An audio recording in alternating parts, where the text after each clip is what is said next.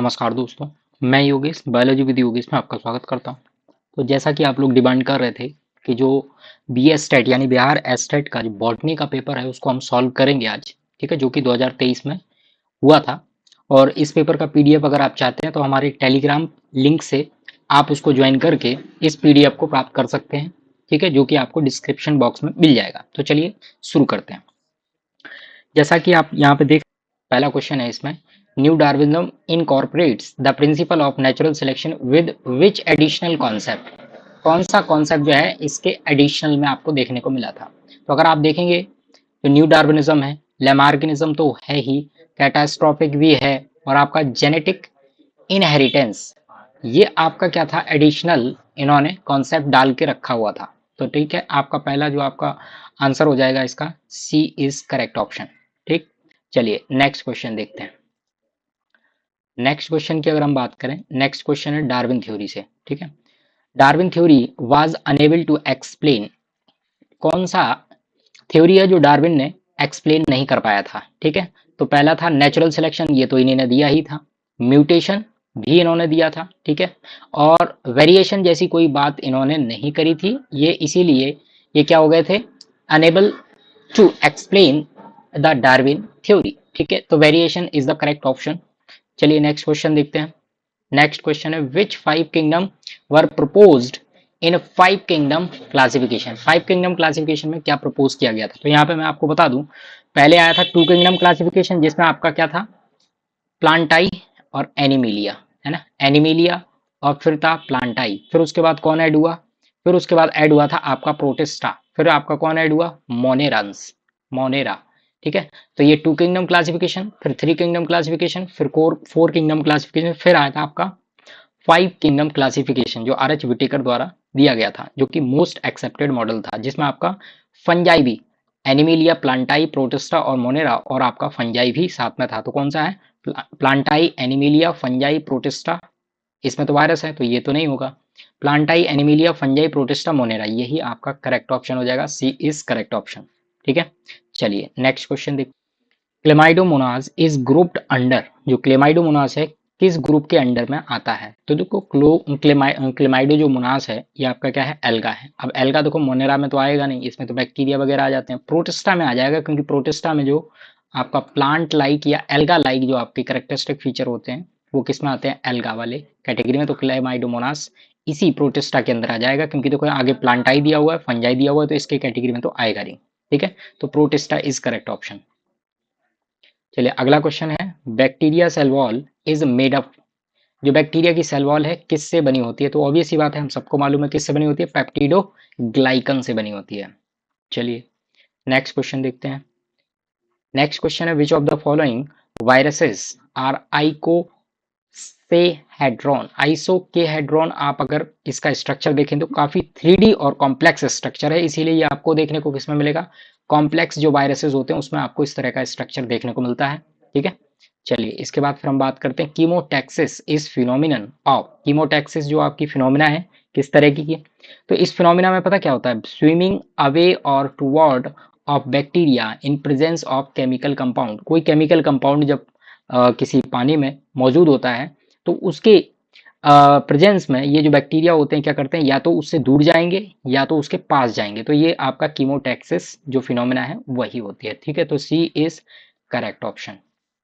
चलिए नेक्स्ट देखते हैं, वायरॉइड्स आर, वायरॉइड्स को आप कैसे ध्यान में रखेंगे, वायरॉइड्स लगा रहता है ना, तो इसमें आप ये याद रखिएगा कि प्रोटीन को आपको क्या करना है, अवॉइड करना है, ठीक है। प्रोटीन पार्ट अवॉइड करना है।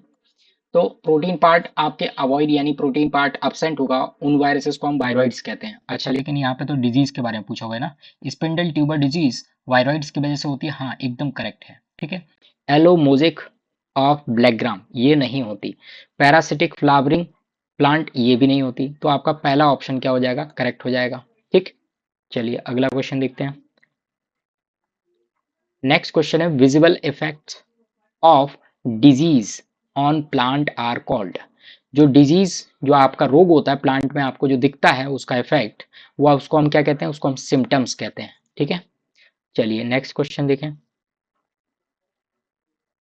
Which of the following is not common symptoms of plant disease, इनमें से कौन सा कॉमन सिम्टम्स नहीं है प्लांट डिजीज का? तो नेक्रोसिस होता है, लीफ कर्ल आपका होता है, ठीक है, और परफेक्ट फ्लावरिंग ये आपका कोई डिजीज का साइन थोड़ी है ना। क्लोरोसिस ये भी आपका डिजीज का साइन है, तो कौन सा करेक्ट हो जाएगा आपका? सी इज करेक्ट ऑप्शन, क्योंकि परफेक्ट फ्लावरिंग आ रही तो कोई डिजीज थोड़ी है। ठीक, चलिए अगला क्वेश्चन देखते हैं। What is the main symptoms of citrus canker? Citrus canker एक आपका बैक्टीरियल डिजीज है। इसमें क्या होता है आपका? एलोइंग ऑफ प्लांट, प्लांट पीला पड़ने लगता है। ब्राउन रेज्ड लेजन, यानी कि उसके जो चकत्ते हैं वो उधड़ने लगते हैं, ठीक है, पत्तियों के।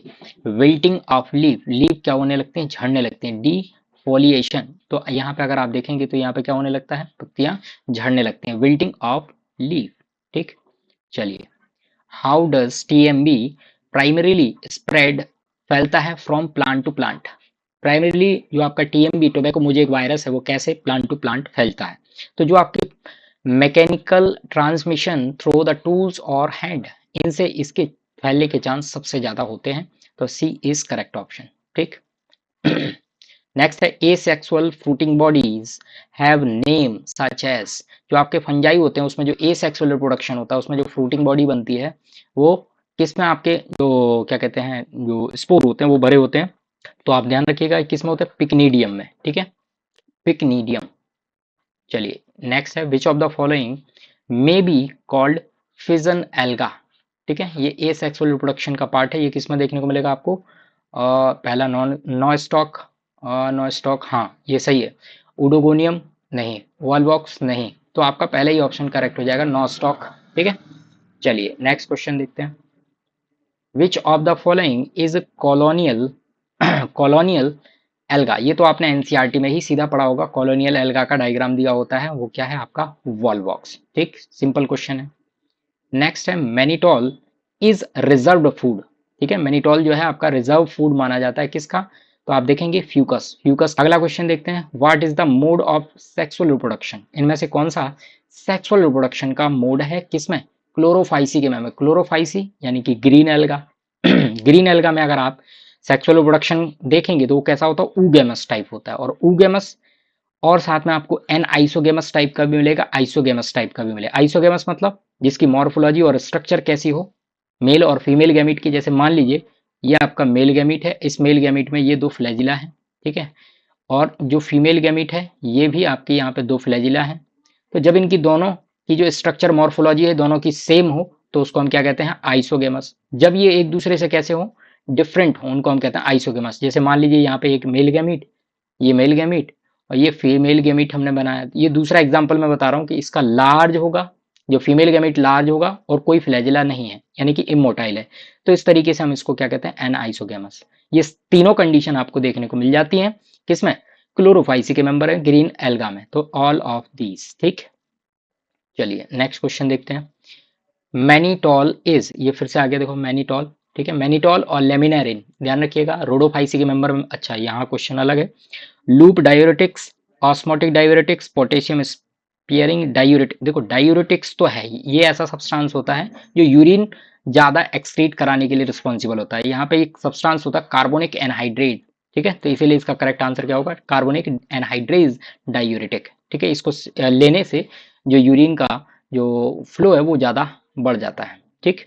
चलिए नेक्स्ट है, नंबर ऑफ क्लोरोप्लास्ट, क्लोरोप्लास्ट का नंबर बताना है। फाउंड इन अरेबिडोप्सिस थैलियाना, ये प्लांट का नाम है। किसमें देखने, कितना देखने को मिलता है? नंबर आप याद कर लीजिए, 100 होता है, ठीक है। चलिए नेक्स्ट है आपका क्लब मॉस, जिसको हम क्या कहते हैं? लाइकोपोडियम, किसमें होता है? टेरिडोफाइटा, है ना। तो करेक्ट ऑप्शन क्या होगा? D is correct option, simple question है। अगला है leaf like structure in pteridophyte, pteridophyte में लीफ लाइक स्ट्रक्चर जो कि क्या करता है? दैट बियर स्पोर, जो कि बियर को स्पोर को धारण करता है, उसको हम क्या कहते हैं? तो देखो उसको हम क्या कहते हैं, देखो ध्यान रखिएगा, जैसे कि अगर आप ये एक लीफ का स्ट्रक्चर अगर हम बनाएं इसी का, तो ऐसे करके ये आपकी लीफ हो गई, ठीक, ये लीफ है। इस लीफ पे आप देखेंगे इस तरीके से गोल गोल आपको राउंडेड फॉर्म में क्या मिलते हैं? इनको कहते हैं हम स्पोरेंजिया, ध्यान से सुनिएगा, इसको कहते हैं स्पोरेंजिया, स्पोरेंजिया, ठीक। और ये जिस पे लगी हुई है उनको हम कहते हैं स्पोरोफिल, स्पोरोफिल, जिस लीफ पे ये स्पोरेंजिया है उसको कहते हैं स्पोरोफिल। और ये जो गोल गोल आप स्ट्रक्चर देख रहे हैं इनको हम स्पोरेंजिया कहते हैं, जिसमें आपके स्पोर भरे होते हैं। ये जो रेड कलर से आपको मैं अंदर बना रहा हूँ ये आपके क्या है, ये स्पोर्स हैं। ठीक है, तो पूछा क्या है, जो कि स्पोर को बियर करता है टेरिडोफाइट में, तो स्पोरोफिल, स्पोरोफिल आपका करेक्ट आंसर हो जाएगा। ठीक है, चलिए नेक्स्ट क्वेश्चन देखें।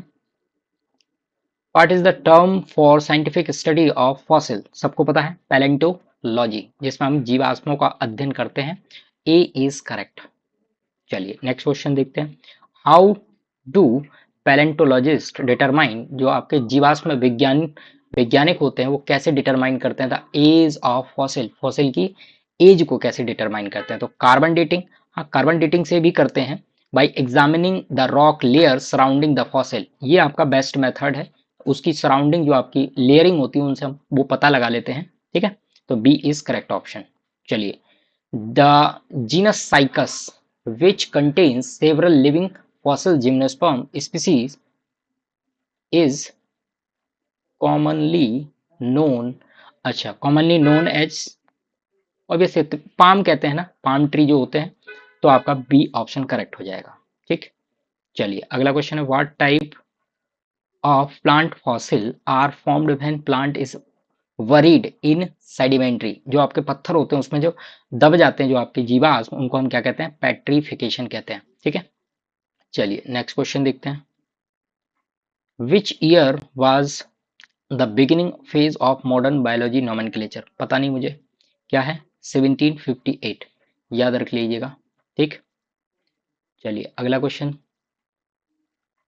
नेक्स्ट क्वेश्चन है। Choose the right answer for common characteristics of या in plant taxonomy. Plant taxonomy हम सबकी बात करते हैं। मॉर्फोलॉजी यानी कि उनकी आकार की बात करते हैं।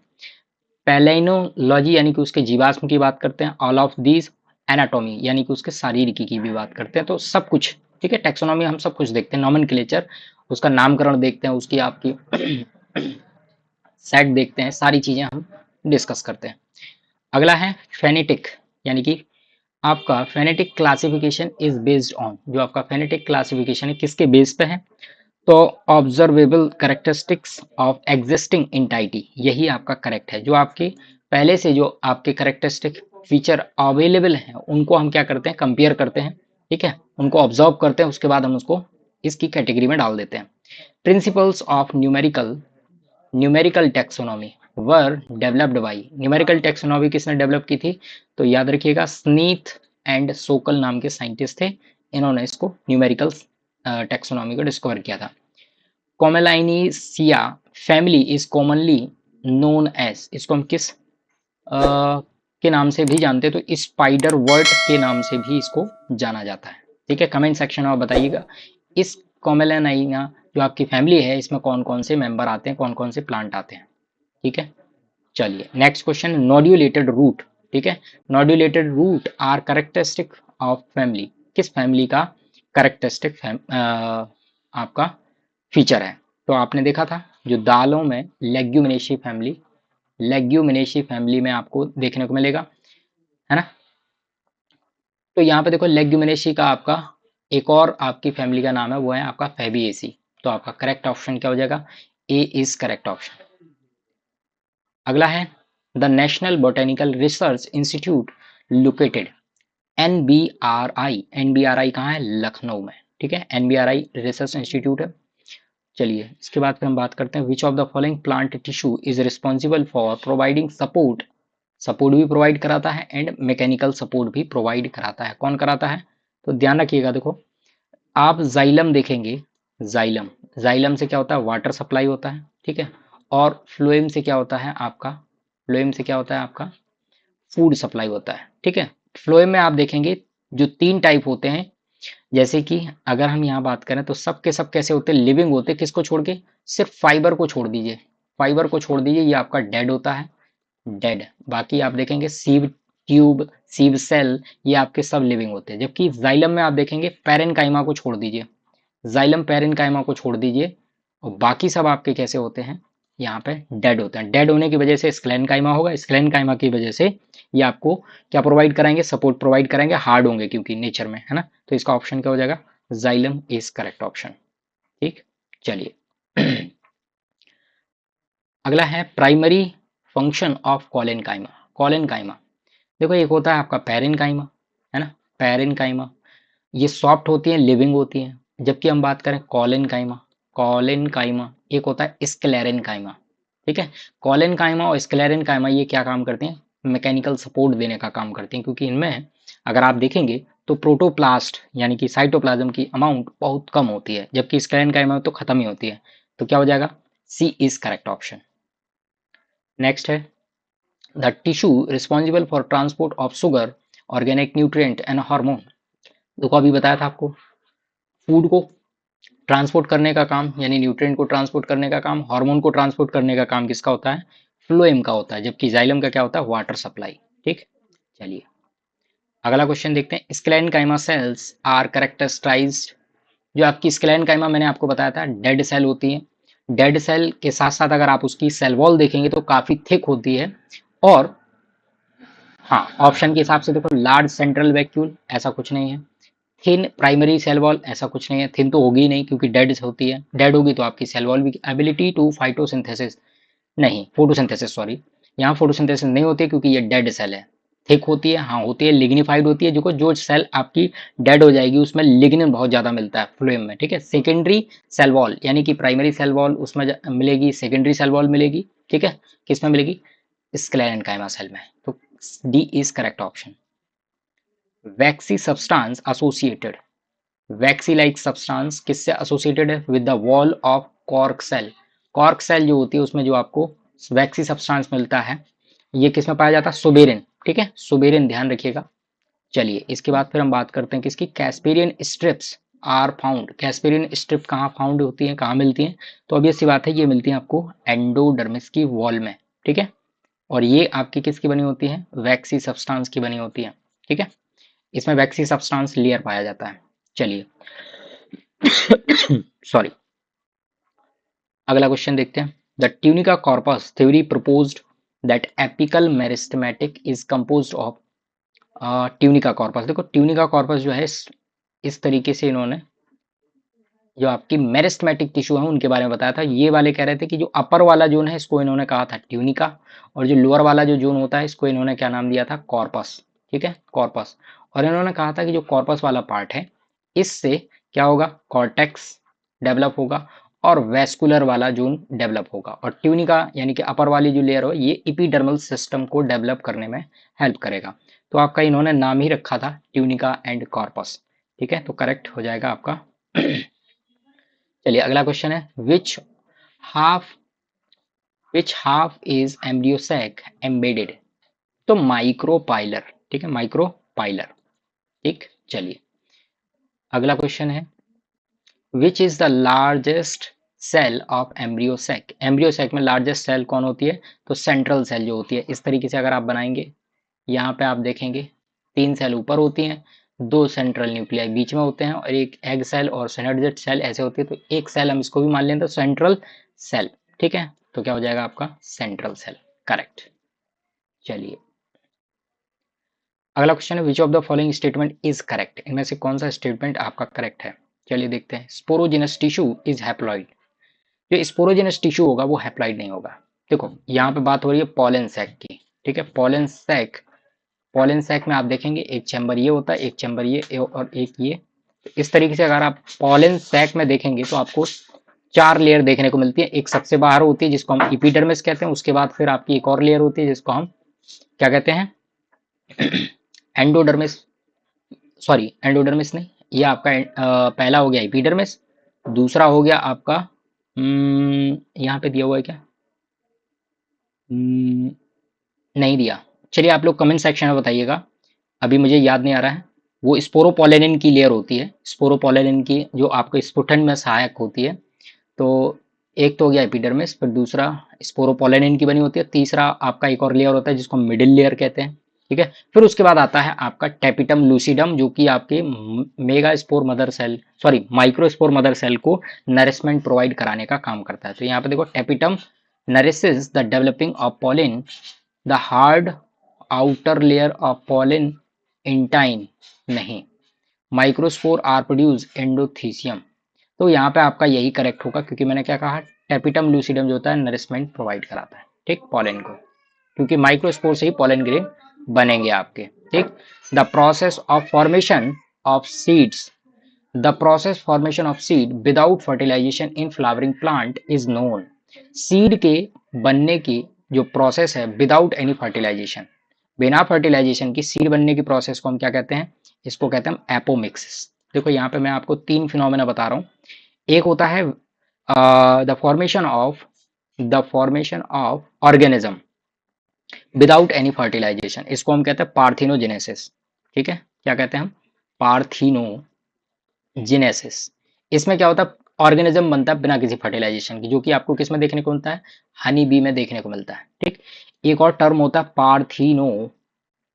पार्थिनोकॉर्पी, ठीक है, पार्थिनोकॉर्पी। इसमें क्या होता है, विदाउट फर्टिलाइजेशन आपका फ्रूट का डेवलपमेंट हो जाता है, उसको हम क्या कहते हैं, पार्थिनोकॉर्पी कहते हैं, ठीक है, क्लियर है। ये प्लांट में देखने को मिलेगा और ये आपको दोनों में देखने को मिलता है। और एपोमिक्सिस में क्या होता है, the formation of seed without any fertilisation, ये आपका एपोमिक्सिस कहलाता है। तीनों फिनोमेना आपको बता दिए। चलिए अगला क्वेश्चन देखते हैं। द मेल रिप्रोडक्टिव, एक minute, the male reproductive part of flower, the stamens are collectively known as, देखो ग्रुप में जब होता है स्टेमेंस हो के पार्ट, जो आपका पॉलन चैम्बर हो गया है ना, एंथर हो गया, फिलामेंट हो गया और उसका बेस हो गया, इन सबको हम मिला के क्या कह देते हैं, एंड्रोसियम कह देते हैं, ठीक है। और जो फीमेल रिप्रोडक्टिव पार्ट होता है उसको हम गाइनोसियम कहते हैं। चलिए अगला है फंक्शनल मेगास्पोर, फंक्शनल मेगास्पोर इन फ्लावरिंग प्लांट डेवलप्स इनटू, किस में डेवलप होता है, एंडोस्पर्म में, ओव्यूल में, एम्ब्रियो सैक में, एम्ब्रियो में। तो किस में डेवलप होता है, एम्ब्रियो सैक में डेवलप होता है, ठीक। चलिए अगला है medicinal most important part of Rauvolfia serpentina, root से आपका ये एक ड्रग निकाला जाता है जिसको हम क्या कहते हैं, रॉल्फिया सर्पेंटाइना से निकाला हुआ ड्रग, जो कि हाइपरटेंसिव जो ड्रग होता है, यानी कि जो बीपी ब्लड प्रेशर को कंट्रोल करने में ये सहायक होता है। तो यहाँ से प्राप्त होता है रूट से। जूट इज ऑब्टेन्ड फ्रॉम, जो जूट है आपका कहाँ से प्राप्त होता है, तो ये सेकेंडरी जाइलम से आपका प्राप्त होता है, ठीक है, सेकेंडरी जाइलम, हाँ, सी इज करेक्ट ऑप्शन। चलिए अगला क्वेश्चन देखें। अरहर बिलोंग्स टू जीनस, किस जीनस से बिलोंग करता है, अरहर की दाल कजेनस, ठीक है, याद रखिएगा आप लोग। चलिए अगला देखो, विच of the following is new world spice, new world spice that become essential part, red pepper, ठीक है। चलिए अगला क्वेश्चन देखें। बैम्बू ग्रोज इन, जो आपके बांस हैं कहाँ ग्रो होते हैं, सदाबहार वन में, ठीक है, जिसमें आप कहते हो जिसको ट्रॉपिकल रेन फॉरेस्ट, ठीक है, B is correct option, tropical rain forest. चलिए अगला क्वेश्चन देखें। विच सीरियल्स क्रॉप, कौन सा आपका अनाज वाली क्रॉप है, is significant source of starch का, ठीक है, स्टार्च का सबसे अच्छा सोर्स किस अनाज में देखने को मिलता है, तो ओट में, बार्ले में, व्हीट में, राई में। व्हीट में सबसे अच्छा खासा अमाउंट में आपको स्टार्च देखने को मिल जाता है। चलिए अगला क्वेश्चन देखें। This plants berries are used to make traditional alcoholic beverages, that range, तो ज्यादा और पढ़ने की जरूरत ही नहीं है, किससे बनता है, ऑब्वियस सी बात है, ग्रेप से बनता है, ठीक। चलिए ए इज करेक्ट ऑप्शन। चलो अगला क्वेश्चन है, what does WWF stands for, WW इसका फुल फॉर्म बताना है, world wild life fund, C is correct option. चलिए अगला क्वेश्चन देखें। नेक्स्ट क्वेश्चन है आपका, wetland of east Kolkata, east Kolkata में जो आपका डिक्लेयर्ड किया गया है वेटलैंड, यानी कि जो आपके तो यहाँ पे आप देखें रैमसर साइट आपका घोषित किया गया है। चलिए अगला क्वेश्चन देखें।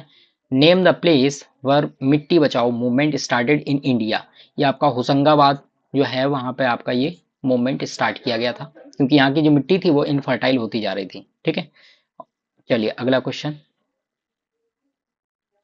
नेक्स्ट क्वेश्चन है, biodiversity is importance as offers stability of ecosystem, ecosystem को स्टेबल करने के लिए बायोडाइवर्सिटी का काफी ज्यादा महत्व है, ठीक। हॉटस्पॉट एरियाज हैव, हॉटस्पॉट जो एरिया होते हैं उसमें क्या खास बात होती है, low density of biodiversity, only endangered plant, high density of hot springs, high density of biodiversity. देखो बायोडाइवर्सिटी को बचाने के लिए, संरक्षित करने के लिए ही तो हम हॉटस्पॉट घोषित किए हैं, तो लो डेंसिटी बायोडाइवर्सिटी होता है वहां पे। ठीक, चलिए इसके बाद फिर हम बात करते हैं why biodiversity great scientific value.